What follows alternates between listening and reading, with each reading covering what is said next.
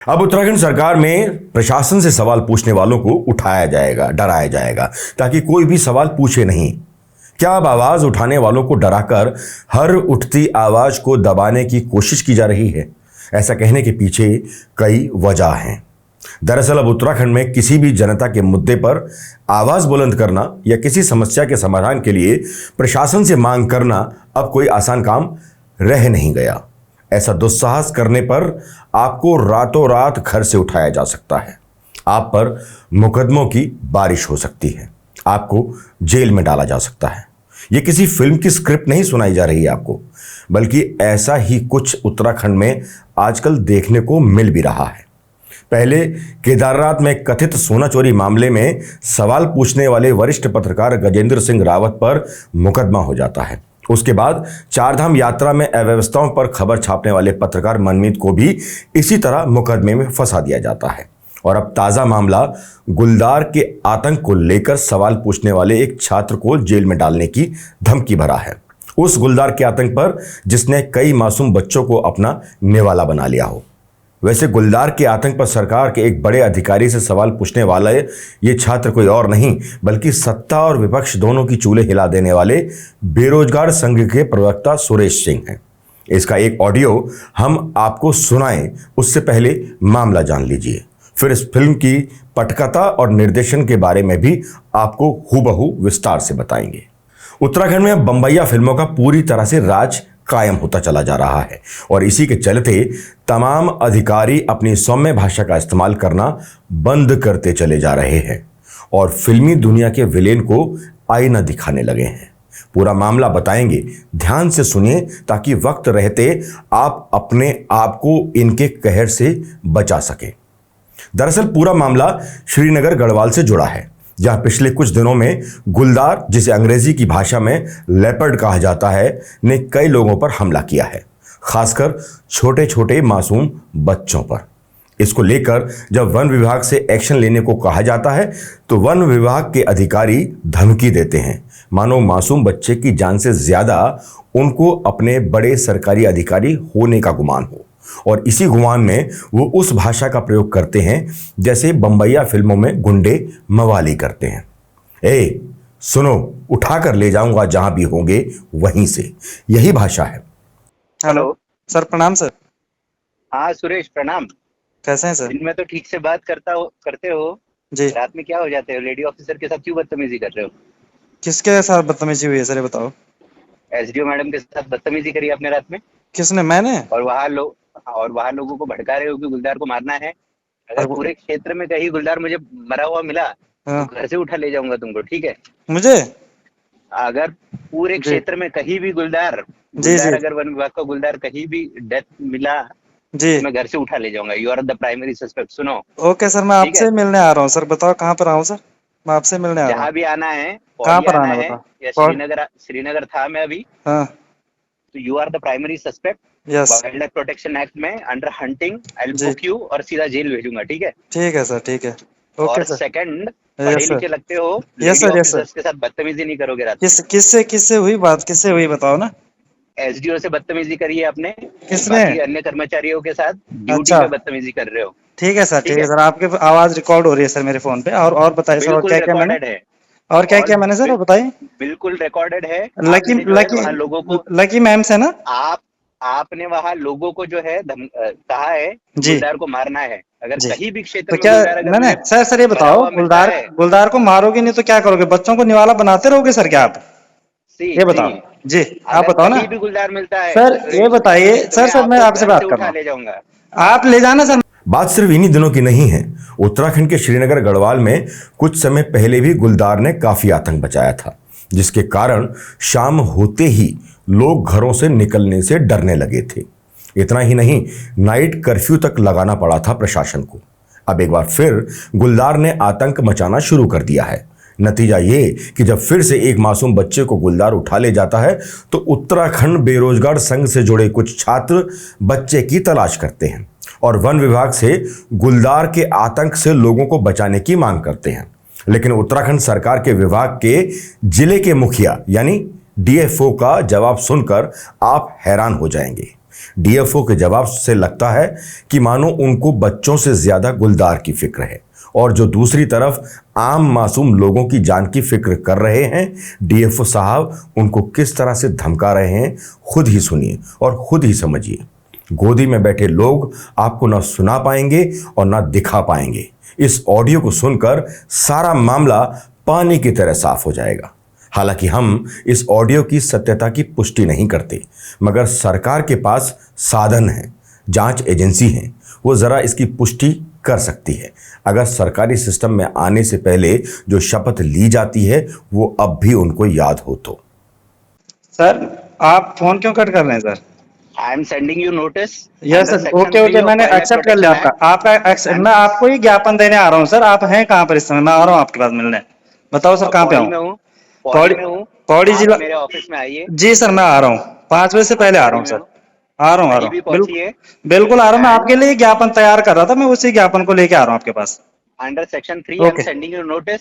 Okay okay, instigated people to okay sir, okay sir, okay sir, okay sir. अगर कहीं भी leopard मिलता है तो सबसे पहले मैं आपको उठा ले जाऊंगा, because you are the primary suspect. और अगर हमारे बच्चों को उठा ले जाएगा तो किसको ले जाएंगे सर आप? अगर बच्चों को ले जाएगा रात के अंधेरे में बाहर छोड़ना जो है लापरवाही है। अच्छा, 7:30 बजे। और अगर आप वन विभाग को सूचना दे दूं और वन विभाग 4 घंटे में भी ना पहुंचे तो वो आपकी लापरवाही नहीं है ना सर? देखिए जी बताएं। रात को 9 बजे, हाँ 8:30 बजे 2 लोग पहुंचे थे वहाँ। अच्छा, ठीक है, नेतागिरी नहीं करना है सर। नेतागिरी नहीं कर रहा हूँ। I am the scholar of PhD scholar of Garhwal university. आप after being a PhD scholar you are behaving like an illiterate man. You are instigating people. This is more shameful on you. Sir, being a PhD scholar, you are instigating people. I'm not sure what kind of PhD that you are carrying out. आप बच्चों को बचाने के लिए कर क्या रहे हैं वो बताइए आप बस। ठीक है सर, हम बच्चों को ढूंढने के लिए आपके नहीं सुनो सर, आपकी जो SDO मैडम है, मेरी उनसे बात हुई, मैंने तो उनको अरे वार्निंग सर, मैं वार्निंग से डरता नहीं हूँ सर। मैं वार्निंग से नहीं डरता हूँ सर। आप ये बात, तुमको जब मैं उठा ले जाऊंगा ना तब तुमको डर लगेगा। ठीक है, कोई दिक्कत नहीं है। तो उठा के ले जाओगे आप तो आपके पास प्रूफ भी तो होना चाहिए ना कि क्यों आप उठा क्यों रहे हैं। मुझे 10 लोगों ने बताया कि आप उनको भड़का रहे हो। ठीक है, 10 लोगों को क्या, आप 50 लोगों को लाइए मुझे उसे। मैं ये कह रहा हूँ आपका फॉरेस्ट डिपार्टमेंट वहां पर अवेलेबल नहीं था। मैं अपने साथियों के साथ 4 घंटे तक हम लोगों ने वहां सर्चिंग करी है, तब आपके कर्मचारी आए हैं। ठीक है सर, मेरे पास सारे वीडियोस हैं, मेरे पास सारे रिकॉर्डेड हैं। मैं आपको आपके ऑफिस में दिखाना चाहता हूं आपके वन कर्मचारी वहां पर उपस्थित थे या नहीं थे। और जहां तक बात रही आपके SDO मैडम की, SDO मैडम मेरे को लास्ट टाइम पे मिली है और वो भी बच्चे के घर के सामने मिली है और बच्चे के पेरेंट्स के सामने मिली है। ठीक है, और मेरी उनसे कोई इस तरह की कोई बातचीत नहीं हुई है जो आप कह रहे हैं। PhD का काम करिए। अरे मैं करूंगा, PhD के अलावा और भी काम करूंगा सर। सुना आपने किस तरह से वन विभाग के अधिकारी धमकी दे रहे हैं, और जब उनसे पूछा गया कि आप गुलदार से बचाने के लिए कर क्या रहे हैं तो उनके पास इसका कोई संतोषजनक जवाब था नहीं। उल्टा वो उनको उठाने की, नोटिस भेजने की धमकी दे रहे हैं, जो सवाल पूछ रहे हैं उनसे गुलदार के आतंक को लेकर। वैसे जिसे DFO साहब धमका रहे हैं वो असल में उत्तराखंड बेरोजगार संघ के प्रवक्ता और वर्तमान में श्रीनगर से PhD कर रहे छात्र सुरेश सिंह हैं। वो कह रहे हैं कि हमें कहीं भी लेपर्ड मरा हुआ दिखेगा तो हम आपको अरेस्ट करेंगे। तो क्या मैं लेपर्ड को मारने वाला लग रहा हूँ? क्या मैं वन्य जीव तस्कर लग रहा हूँ कि मैं यहाँ पर आपके तेंदुए को मारूंगा? मैं तो कह रहा हूँ कि आप अपने तेंदुए को पकड़िए। आपका जो तेंदुआ इस तरीके से आतंक इस शहर में मचा रहा है उसको पकड़ने की कोशिश करिए। आप मुझे धमकाने की कोशिश कर रहे हैं। और मैं DFO साहब से कहना चाहता हूँ, रुद्र जी से, कि मैं आपकी धमकी से नहीं डरने वाला और ना आपके विभाग की धमकी से डरने वाला हूँ और ना ही आपके मंत्री जी की धमकी से डरने वाला हूँ। आपको जो करना है करिए। हम लोग अगर यहाँ पर नागरिकों के जो इस तरह बच्चों के लिए आगे आ रहे हैं तो हम आएंगे। वन विभाग की कमी का ही नतीजा है कि जिस सुरेश सिंह को पढ़ाई करनी चाहिए और उसके बाद नौकरी की तलाश में होना चाहिए, वो वन विभाग की नाकामी की वजह से खुद अपने बेरोजगारों की टीम के साथ मासूमों की जान बचाने की कोशिश में लगा हुआ है, जुटा हुआ है। खैर, वैसे आज गुलदार जिस जंगल छोड़ रिहायशी इलाकों में पहुंच रहे हैं, क्योंकि विभाग जंगलों को जलने से बचाने में भी नाकाम साबित हो रहा है, और जब जंगल जलकर स्वाहा हो जाएंगे तो यहां रहने वाले जानवर पब्लिक इलाकों की तरफ ही बढ़ेंगे। इसका ही नतीजा है कि गुलदार के आतंक अब ज्यादा होने लगे हैं, हमले ज्यादा होने लगे हैं। अब ना इसमें जंगली जानवर दोषी हैं और ना जानवरों के हमले में जान गंवाने वाले मासूम। कौन दोषी है इसका अंदाजा आप खुद ही लगा लेंगे तो बेहतर होगा। आपको ये जानकर हैरानी होगी कि इसी साल श्रीनगर के आसपास और शहर में गुलदार के हमले की इतनी घटनाएं हो चुकी हैं कि लोगों को सड़क पर चक्का जाम तक करना पड़ा। कुछ ही समय पूर्व 7-8 साल के बच्चे को निवाला बनाया गया था। उसके बाद एक और 4 साल के बच्चे को निवाला बनाया गया। उसके बाद गढ़वाल विश्वविद्यालय के गर्ल्स हॉस्टल के पीछे भी 4 साल के बच्चे को निवाला बनाया गया, उसी गुलदार के आतंक की वजह से। फिर 4 साल की बच्ची को भी बुरी तरह जख्मी किया गया, जिसकी हालत एम्स ऋषिकेश में गंभीर बनी हुई है। उससे पहले भी एक महिला को निवाला बनाया गया था और एक बच्ची को घायल किया गया था। गुलदारों के घूमने के कई वीडियो श्रीनगर से देखने को मिले हैं। एक बच्ची को तो खुद बेरोजगार संघ के प्रवक्ता सुरेश सिंह ने फरवरी माह के प्रथम सप्ताह में बचाया था और तत्काल हॉस्पिटल में पहुंचाया था, जबकि वन विभाग प्रशासन के साथ मध्य रात्रि में अस्पताल पहुंच पाया था। बेरोजगार संघ और छात्रों से बात करने पर पता चला कि जिस घटना के बाद डीएफओ साहब ने धमकी दी है, उस घटना में भी बेरोजगार संघ से जुड़े छात्र तत्काल मौके पर पहुंचे थे। उसके बाद रात्रि 12 बजे तक स्थानीय लोगों के साथ बच्चों को ढूंढने के लिए सर्च ऑपरेशन चलाया था। बेरोजगार संघ का कहना है कि क्या आदमखोर गुलदार को नहीं मारा जाना चाहिए या नहीं पकड़ा जाना चाहिए। खैर, अपनी कमियों को छुपाने के लिए इस तरह आम नागरिकों को धमकी देना कहां तक उचित है, और खासकर उनको जो वन विभाग से पहले मौके पर पहुंचकर पीड़ित परिवार की मदद करते हैं। श्रीनगर में लगातार जो है तेंदुए का आतंक बना हुआ है। वन विभाग सोया हुआ है। पिछले कई दिनों से लगातार घटनाएं घट रही हैं। अभी ऊपर पहले 4 साल के बच्चे को निवाला बनाया, फिर 3 साल के बच्चे को निवाला बनाया, और कल रात को फिर देर रात फिर जो है श्रीकोट में भी एक बच्चे पर हमला हुआ है और उस बच्चे को यहाँ प्राथमिक उपचार के बाद उसको एम्स में रेफर किया गया है। और वन विभाग जो है अपनी सुस्ती को नहीं तोड़ पा रहा है। वन विभाग कोई सटीक रणनीति नहीं बना रहे। एक श्रीनगर जैसे आबादी वाले क्षेत्र में वन विभाग की चौकी न होना, वन विभाग की सक्रिय टीम का न होना अत्यंत दुर्भाग्यपूर्ण है। और जिस प्रकार से हम लोगों ने पिछले बार जो बच्ची को मैंने अपने वाहन से अस्पताल पहुंचाया था, दूसरी बार जो घटना परसों यहाँ पर घटी, उस बच्चे के लिए हमने 4 घंटे, हमारे साथी साथ में थे, इन लोगों के साथ हमने 4 घंटे सर्चिंग ऑपरेशन किया, और लेकिन बच्चे को हम नहीं ढूंढ पाए और वन विभाग की टीम भी नहीं ढूंढ पाई। सुबह बच्चे के पेरेंट्स बच्चे को ढूंढ लाए। वैसे सरकारी आंकड़ों के अनुसार उत्तराखंड में कुल 2334 गुलदार यानी तेंदुए हैं। हालांकि पौड़ी के जाने माने शिकारी जॉय हुकिल के अनुमान के अनुसार राज्य में 6 से 7 हजार तक की तादाद गुलदारों की हो सकती है। गुलदारों का आतंक इतना बढ़ गया है कि वो घरों के भीतर से बच्चों और मवेशियों को उठा कर ले जाते हैं। उत्तराखंड वन विभाग के अनुसार वर्ष 2021, 2022 और 2023 में मानव वन्य जीव संघर्ष में 1222 लोग घायल हुए या मारे गए।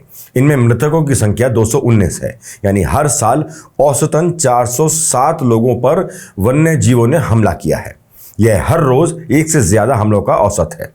उत्तराखंड में बाघों की आबादी वर्ष 2006 की तुलना में 178 से बढ़कर वर्ष 2022 में 560 हो गई है, यानी ये 314% की बढ़ोतरी है। तेंदुओं की गणना रिपोर्ट में कहा गया है कि राज्य में इनकी 65% आबादी संरक्षित क्षेत्र के बाहर दर्ज हुई, जो यकीनन संघर्ष की स्थिति को बढ़ाती है। साथ ही पिछले 5 सालों में वन्य जीवों के हमले में होने वाले सभी मानव मौतों से 30% मौत गुलदार के हमले में हुई हैं। लेकिन वन विभाग इन आंकड़ों के मद्देनजर कोई पुख्ता तैयारी करने की जगह अब लोगों की आवाज दबाने में लगा हुआ है। इन सबसे एक तस्वीर और उभर कर सामने आ रही है, और वो ये कि जिस तरह से बेरोजगार संघ और उनसे जुड़े तमाम छात्र और बेरोजगार सिर्फ बेरोजगारी ही नहीं बल्कि अब प्रदेश की हर समस्याओं को लेकर आवाज उठाने लगे हैं, उससे क्या सरकार या प्रशासन को डर लगने लगा है? क्या यही वजह है कि पत्रकारों की तरह ही अब बेरोजगारों की जायज मांगों को भी दबाया जा रहा है? वैसे जवाब भक्तों की बजाय अगर आम जनता से पूछा जाएगा तो जवाब हाँ में ही मिलेगा। वैसे सरकारी सिस्टम या सरकार ये महसूस तो करने ही लगी है कि बेरोजगार युवाओं ने अब पूरे प्रदेश में ताल ठोकनी शुरू कर दी है, स्थानीय समस्याओं पर अपनी आवाज मुखर कर दी है, और यही आवाज शायद एक चुभन सी पैदा कर रही है पूरे सिस्टम के लिए। इस वीडियो में बस इतना ही। नमस्कार।